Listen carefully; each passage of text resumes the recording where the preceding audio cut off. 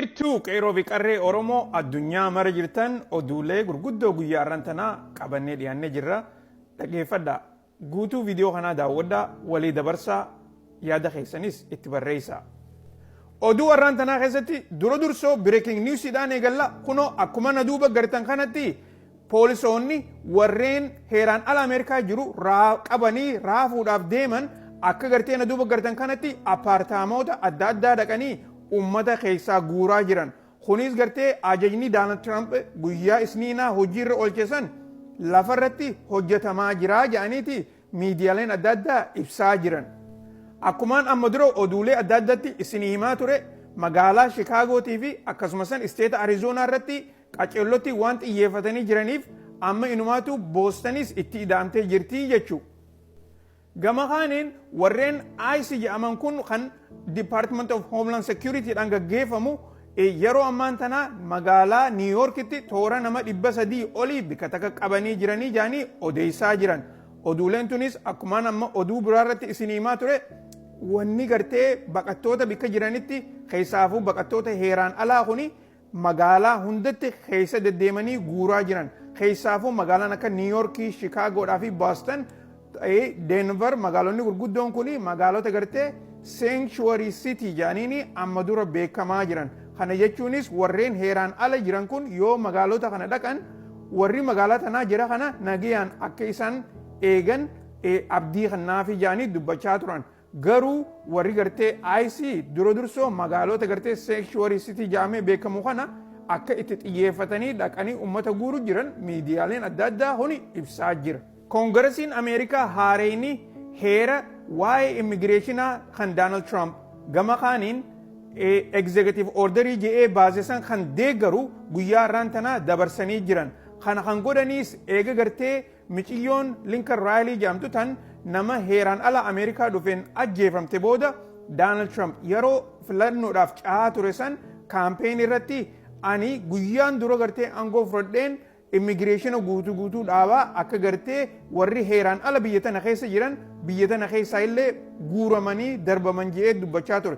Keessaafuu warreen gartee biyya tana seenaa jiran kuni warraan biyya biraatti biyya isaanitti gartee achitti warra badii balleessu akkasumas warra gartee mana hidhaa keessaa baasanii nutti ol guuraa jiranii jedhee dubbachuun isaa ni yaadatama. Keessa beektoonni ABC Newsiin interview godhee takkaa'u dubbise waa'ee kana ilaalchisee akka jedhanitti inumaatu executive orderii Donald Trump san qaceellotti wanni gartee amma koongaresiin dabarse kun ni deeggaraa inumaatu humna gartee warreen poolisaa fi akkasumas warra ICE warra gartee Homeland Security dhaatii wajjin akka qindaa'anii ummata barbaadan goda hunda keessa seenanii baasanii karaa itti dhufan irraa deebisuu danda'an isaan godhaa jaanii dubbatanii jiran. Akka heerri kun jedhutti warreen biyya Ameerikaa keessa jiran kan waraqaan qabne takkaa'u gartee biyya Ameerikaadhaa heeraan ala kan seenan keessaafuu warreen asitti waa balleessanii jiran tan gartee tara takka hidhamanii hidhaarraa gadhiifaman warreen akkanaa kana bikka barbaadannetti bikka arkinetti gartee qabnee karaa isaan dhufanitti akka deebisnu heerri kun gartee ni gargaaraa jaaniiti odeessaa jiran. Pireezidantiin Ameerikaadhaa Donald Trump har'a guyyaa sadaffaadhaa eega gartee aangoo fudhate ammallee akkuma gartee ordera kan waa'ee immigireeshinaa laalchisee haaree baasaa jiraa jaanii oduun tun dubbisti.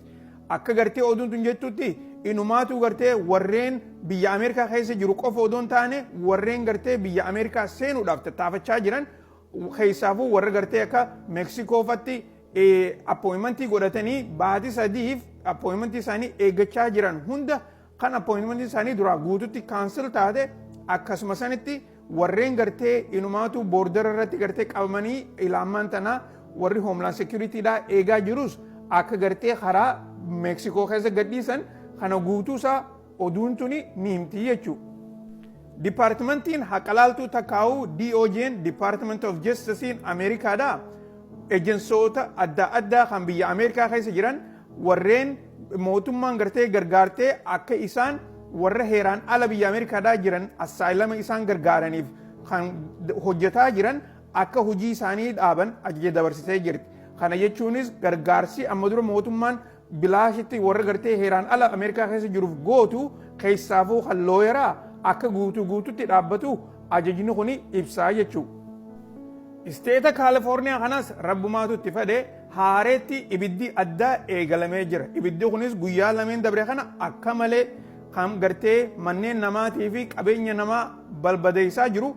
Arraan tana toora gartee nama 32,000 manneen isaaniitirraa akka gartee baqatan godhee jira. Kana qofa oduun taane lafa eekarii takkaa'u gartee lafa bal'inaan 9,400 eekarii waan gahu amma ibiddi kun gubaa jiraa jedhanii odeessaa jiran.